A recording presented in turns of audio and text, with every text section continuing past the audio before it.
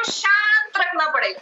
अगर हम एक अपलाइन है तो हमें अपलाइन के नाते भी अपने आप को शांत रखना पड़ेगा, तो ही हम डायमंड जा पाएंगे। लेकिन हम क्या करते हैं, हम गर्म हो जाते हैं। अपलाइन ने फोन नहीं उठाया तो हम गर्म हो जाएंगे, डाउनलाइन ने फोन नहीं उठाया तो हम गर्म हो जाएंगे, हम उसको डांटना शुरू कर देंगे, बुरा भला कहना शुरू कर देते हैं। मैं तो इसकी मदद कर रहा हूँ, मैं तो इसको पैसा देना चाह रहा हूँ, मैं तो इसको इनकम देना चाह रहा हूँ। सर, हम किसी व्यक्ति को कुछ नहीं दे सकते हैं, ये सब उसकी किस्मत और भगवान की कृपा से ही होता है। हम अगर कोई व्यक्ति को हम प्लान दिखाते हैं और अगर वो हमारी बात को नहीं मानता है तो हमें लगता है कि अरे क्या टाइम खराब कर दिया, मेरा 1.5 घंटा खराब कर दिया, इसको कितना समझाया, इसको समझ में नहीं आता है। फिर हम बुरी बातें भी बोलना शुरू कर देते हैं। कई बार हम जाने में बद्दुआएं भी दे आते हैं कि मैंने इसको तो गम और इस बम के बारे में बताया था, इसको समझ नहीं आया, इतनी सारी बीमारियां हैं, मरेगा सारा ही। तो इस तरीके से हमने अपने आप को हमेशा पॉजिटिव रखना है, तो ही हम इस बिजनेस में डायमंड के मुकाम तक पहुंच पाएंगे। अगर हम ठंडे रहेंगे, अगर हम शांत रहेंगे, अगर हम नेगेटिव चीजों को इग्नोर करेंगे, तो ही हम आगे बढ़ पाएंगे, तो ही हम डायमंड के मुकाम तक पहुंच पाएंगे। तो ये डायमंड की कैरेक्टरिस्टिक्स हैं कि जितना ज्यादा हम प्रेशर सहन करेंगे, मीटिंग का, डाउनलाइन का, अपलाइन का, क्रॉस लाइन का, हर चीज का जितना ज्यादा हम प्रेशर सहन करेंगे, उतना ही ज्यादा हमारे अंदर निखार आता शुरू हो जाएगा। जितनी ज्यादा मीटिंग्स अटेंड करेंगे उतना ज्यादा निखार आएगा, जितनी ज्यादा मीटिंग्स को नोट करेंगे, नोट्स बनाएंगे, उसको फील्ड में जाकर इंप्लीमेंट करेंगे, तो धीरे धीरे करके हम भी उस कोयले की तरह प्रेशर सह कर डायमंड बन जाएंगे। और दूसरा कि हमने अपने आप को बिल्कुल शांत रखना है। जिस तरह से माँ होती है ना, अपलाइन जो है माँ का दर्जा उसको मिला है कि अपलाइन जो है वो माँ होती है। एक घर में माँ है तो अगर बच्चे ने कुछ कह भी दिया तो वो चुप है, अगर पति ने कुछ कह दिया तो भी वो चुप है, अगर छोटे बच्चे ने कुछ कह दिया, बेटे ने कुछ कह दिया तो भी वो चुप है, हमेशा चुप रहती है। अपलाइन जो है वो इसी तरीके से होनी चाहिए, हमेशा ठंडे स्वभाव की होनी चाहिए, हमेशा चुप होनी चाहिए। जितनी जरूरत हो, जहां जरूरत हो, सिर्फ वहीं पे बात करें, ज्यादा इधर उधर की बातें ना करें।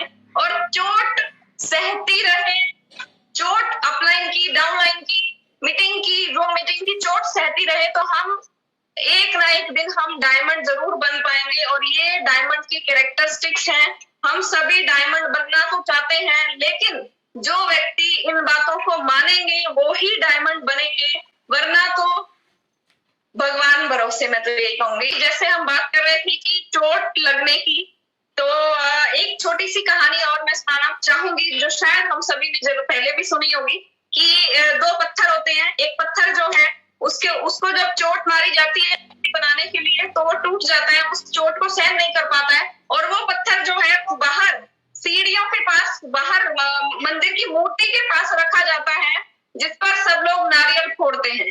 और एक पत्थर वो था जिसने उस चोट को सहन किया और वो मूर्ति के रूप में स्थापित हो गया।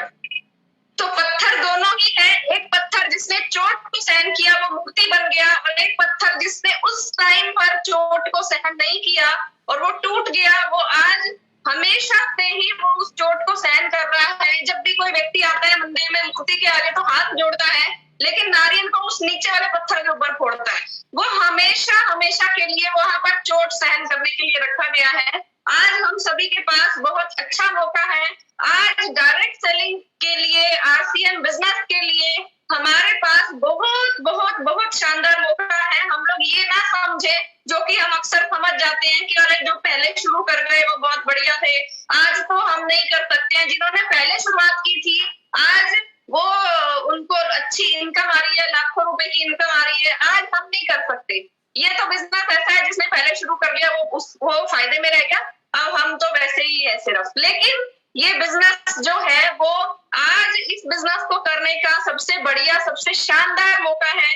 और आज ना सिर्फ डायरेक्ट सेलिंग आरसीएम बिजनेस के लिए बल्कि इंडिया के लिए भी बहुत शानदार मौका है। इस टाइम पर हमें इस बिजनेस में पूरी जान लगा देनी है, चोट सहन करनी है, ताकि हम भी उस मूर्ति की तरह पूजे जाएं। अगर नहीं अभी चोट सहन नहीं करेंगे तो हमेशा पूरी जिंदगी हमें चोट सहन करनी पड़ेगी।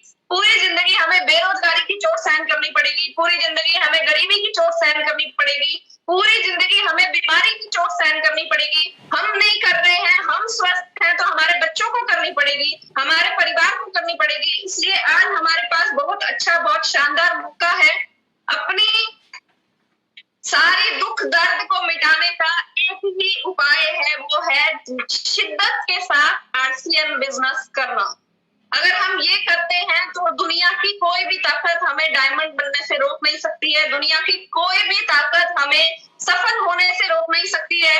जो बात मैंने आपको बोली कि इंडिया के लिए भी बेस्ट मौका है, ये बात मैं नहीं कह रही हूँ। अभी जैसे सर ने बताया कि दिल्ली में चैट विद सुरेंद्र वत्स की तरफ से एक प्रोग्राम हो रहा था, जिसका मैंने छोटा सा वीडियो भी शूट किया और वो वीडियो यूट्यूब पर डाला हुआ है, आप उसको देखें। उस वीडियो में आदरणीय दीपक बजाज जी का मैंने इंटरव्यू लिया और उन्होंने ये बात बोली कि डायरेक्ट सेलिंग को करने के लिए अभी बहुत बेहतरीन मौका है, ना सिर्फ डायरेक्ट सेलिंग के लिए बल्कि इंडिया के लिए भी बहुत अच्छा मौका है, बशर्ते हम चोट सहने के लिए तैयार हो और बशर्ते हम अपने सभी टारगेट्स को पूरा करने के लिए जिद में लगे हुए हो। आखिरी में 2 मिनट लूंगी, मैं सिर्फ यही कहना चाहूंगी कि कंसिस्टेंसी के साथ इस बिजनेस को करें, डेली वर्किंग करें, डेली काम करें, डेली क्लोजिंग करें। ऐसा ना हो कि हमने 1 महीना तो पूरा जोर लगा दिया, 3 महीने के लिए, 6 महीने के लिए फिर चादर तान के सो गए, फिर दोबारा जागेंगे जब सितंबर या मार्च आएगा। ऐसा अगर हम कर रहे हैं तो कहीं ना कहीं अपने और अपने परिवार के साथ धोखा कर रहे हैं। हमें इस बिजनेस में डायमंड बनने के लिए हर रोज चोट सहन करनी है, हर रोज आगे बढ़ना है, हर रोज थोड़ा थोड़ा सीखते रहना है, थोड़ा थोड़ा आगे बढ़ते रहना है। हर रोज हमें इस बिजनेस को करना है, हर रोज प्लान दिखाना है। ऐसा इसलिए भी जरूरी है क्योंकि एक तो कंसिस्टेंसी, अगर हम लगातार किसी भी काम को करते हैं तो ही हमें उसमें सफलता मिलती है।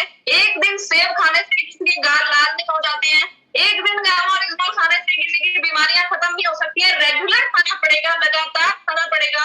सेम इसी तरीके से इस बिजनेस को भी हमें रेगुलर और लगातार ही करना पड़ेगा। कंसिस्टेंसी आप मेंटेन करके रखें, डेली अपनी क्लोजिंग करें, डेली देखें कि मेरा बिजनेस कितना हो गया, ए लेग में कितना हो गया, बी लेग में कितना हो गया, कल कितना हो जाना चाहिए। टोटल बिजनेस को 30 दिन में डिवाइड करके और उसको हम हर रोज का अपना टारगेट सेट करें कि आज मुझे इतने लोगों को प्लान दिखाना है, आज इतने लोगों को प्लान दिखाना है। हर रोज काम करें, डेली वर्किंग करें, 6 महीने तक चादर तान के ना हो जाए, हर दिन काम करेंगे तो ही डायमंड बन पाएंगे। 6 महीने में एक बार काम करेंगे तो डायमंड नहीं बन पाएंगे। मेरी तरफ से आज इतना ही। किसी भी साथी को मेरी बात अगर बुरी लगी हो तो मैं माफी चाहूंगी। सभी साथियों को नमस्कार, जय श्री।